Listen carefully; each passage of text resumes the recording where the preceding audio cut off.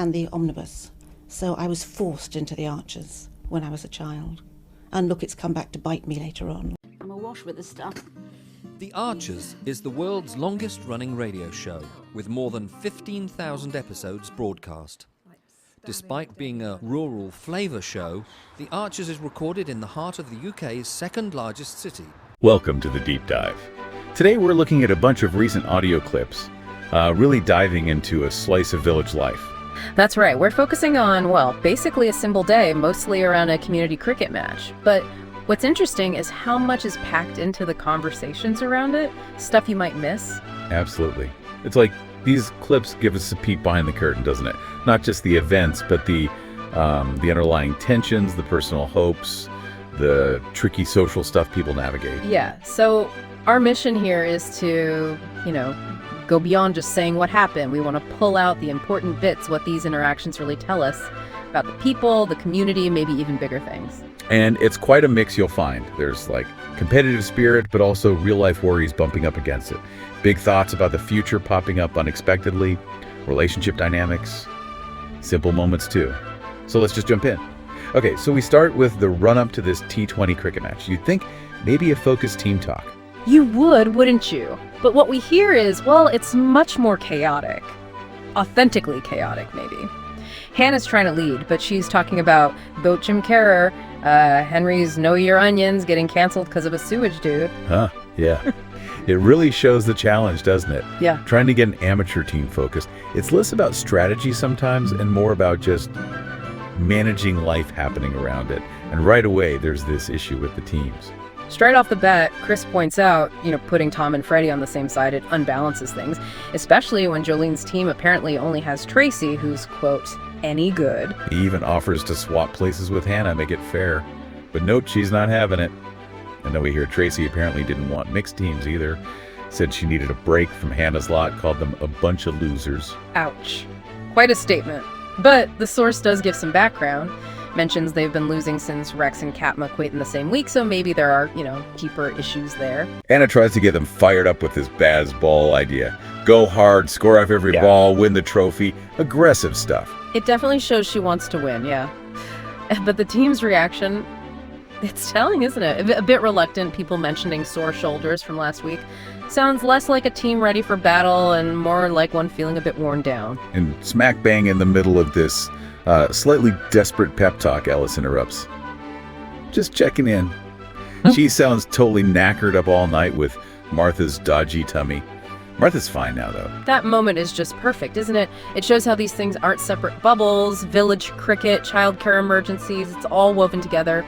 Really grounds it. It really does. And Hannah, well, she seems to hit her limit with the chaos and the tired team. Her big strategy talk just boils down to just win. Beat Jolene at all costs. Pure desperation. Yeah, that one line kind of cuts through all the other noise, the competition underneath it all. That's definitely real, even if getting everyone on the same page is, messy. And before they head off, that little mention of needing sandwiches, needing lunch, another reality check, grand plans versus needing food. And Alice says she'll be there cheering for both teams with Kate, Jakob, and Martha. Which Alice herself calls bonkers, but she says Martha will love it. It's a small thing, but it says a lot about maybe the community spirit sometimes overriding strict team lines. It's about being there, isn't it? Okay, let's completely switch gears now, because the source material takes this, really fascinating turn. While all the cricket prep is going on, Justin and Lillian are in a totally different zone. Yeah, the jump-in scale is what hits you. 1 minute, it's sore shoulders and tummy bugs. The next minute, they're looking at brochures for round-the-world cruises. Huge leap. Exciting yet relaxing, covering 70-plus destinations over 30 countries. And that initial price reaction, extortionate, until they clock it's for 4 months, not weeks. 4 months. Wow. That immediately tells you this isn't just planning a quick getaway, it's something much bigger. And Justin kind of confirms it, doesn't he? He says, carrying on as we are is worse. Says he's contemplating the future. Carrying on as we are is worse. That's a heavy line. What do you think is really behind that for him? Well, the clips give us a pretty big clue right after. Lillian talks about how much she's dreading that family holiday from Mom's Willbridge Farm, Brian's lot, all that forced family time. Oh, right. And Justin basically says the cruise could be an excuse to dodge that. Or, he adds, maybe a nice start for us. And that's the phrase, isn't it? A nice start. Lillian immediately jumps to retirement. Justin pushes back a bit. Who mentioned retirement? But, the idea's out there now. Lillian then goes right for it, makes this case for enjoying their money now.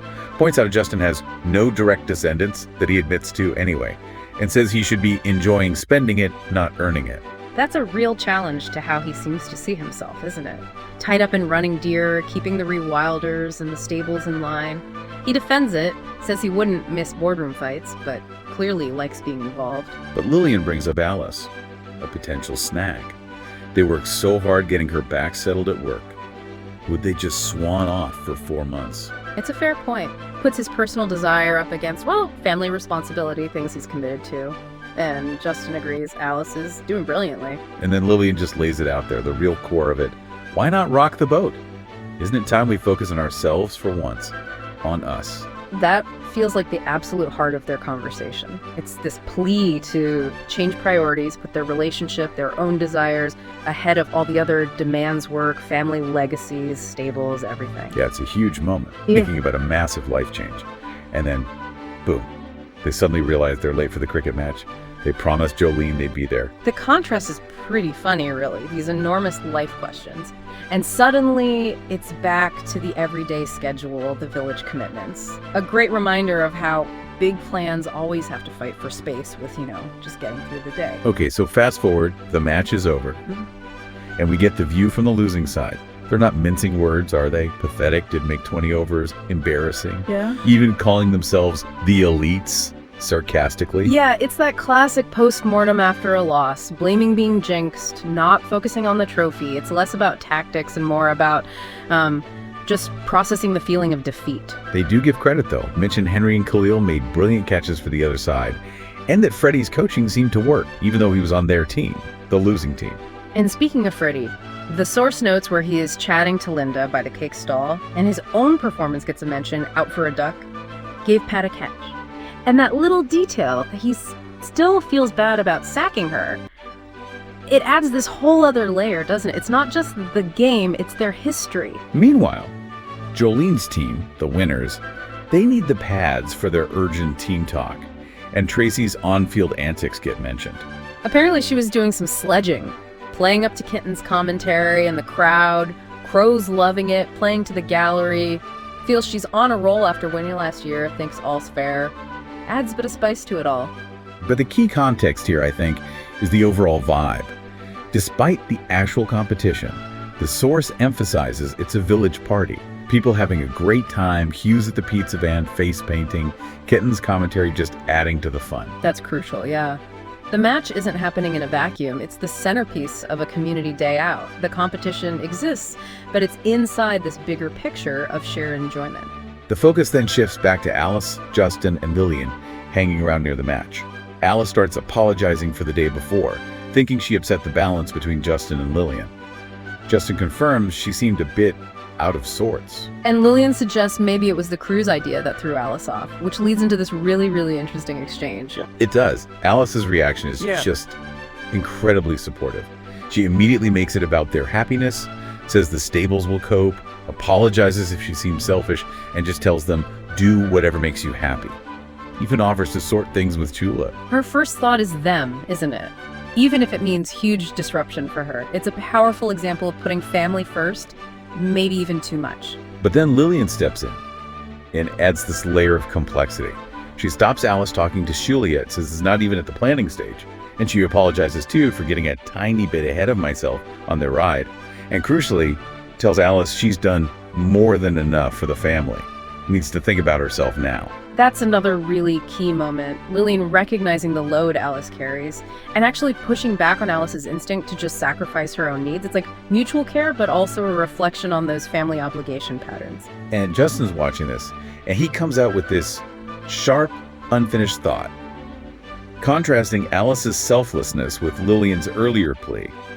Isn't it interesting that my niece could put her own interests aside and tell me to do what's best for me and yet my partner? And then he gets cut off. But the implication is clear, right? about Lillian wanting to focus on their interests. Yeah, it throws the different approaches into sharp relief. Alice is ready to sideline her stability for their potential happiness. Lillian's arguing they deserve to prioritize their own happiness after years of duty. It's complex. The source then wraps up the match itself. Jolene's team wins, gets the beautiful trophy. She's going to keep it with her all night, put it behind the bar. Very proud. And there's graciousness in defeat. Hannah says they lost fair and square, gives Tracy credit for hanging on, acknowledges the crowd support helped. And you get that village touch again, with Kenton offering the losers a free cocktail. The victory for the underdogs, or pummeling of the elite. Nice bit of humor. And then Hannah asks to join Jolene's team next year, and Jolene says yes. Community pulling back together. So wrapping up this deep dive, the clips also give us a quick look ahead beyond just the cricket day. Yeah, we hear about upcoming socials. Harrison's 40th surprise party, that's just a week away. Fallon's sorting a playlist, wants dancing all night, and Hannah's amazing peach and feta salad gets a specific mention for the food. Those little details really paint the picture of the ongoing village life, don't they? The specific contributions, the shared events. And Fallon's own 40th is apparently not far off either, in June. And amidst all the party chat, there's that quiet note about needing more family time with Martha.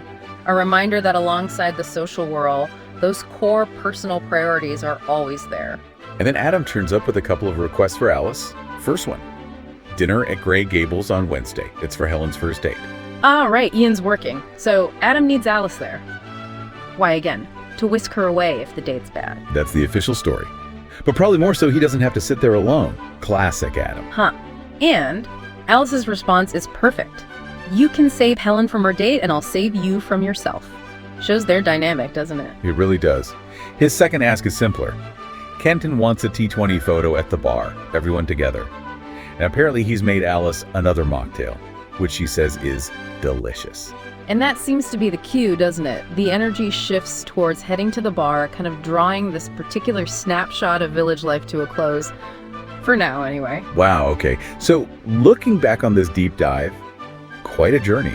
We started with that slightly chaotic cricket match energy, the feeling of losing. Yeah, then detoured into that really sudden, deep talk between Justin and Lillian about, well, potentially retirement, globe-trotting, huge life changes. Saw the match aftermath play out the disappointment, but also the sportsmanship, the community feel.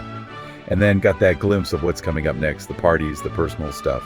It really shows how much you can find packed into ordinary moments, doesn't it? We pulled out threads about competition, about coping with loss, that constant tension between what you want for yourself and what you owe to others' family, work. And that thread of community connection running underneath it all, even through the rivalries. Exactly. It makes you think, doesn't it? How these little glimpses reflect the big questions we all face, about our own futures, our responsibilities, finding joy and connection. Definitely. I mean, the source material gives us Justin and Lillian seriously thinking about this massive change, this cruise, maybe retirement. Driven by Lillian's point, isn't it time they focused on us? A really powerful argument for prioritizing themselves. And then contrasted with Alice, immediately offering support, telling them to do whatever makes you happy, even if it messes things up for her. But then Lillian kind of gently pushes back on that, telling Alice she's done enough, she needs to think of herself too. It's fascinating. That whole dynamic, Justin and Lillian wanting to focus on themselves, Alice instinctively putting them first, Lillian then encouraging Alice to value herself. It really gets you thinking about that balancing act. It does, and maybe that's the real deep dive for all of us, not just analyzing these clips. How do you actually navigate that? Choosing whatever makes you happy when it bumps up against what others expect or what feels like your duty. Finding that balance. That seems like the constant work, doesn't it? So, what are you doing now? Just getting ready for the next episode. Just moving mics around again. So, what do you do? I do the spot effects on the archers. Are you what we call Foley then? Kind of. Yep. That's, Okay. And these are all part of the paraphernalia of production. yep, that's the ball bar. This one. Yep, that's. Haley so wanted to be in their own place when their baby came. It's due in 2 months. Not much chance of that now. I mean, it would have been a stretch from Void actually, mind you.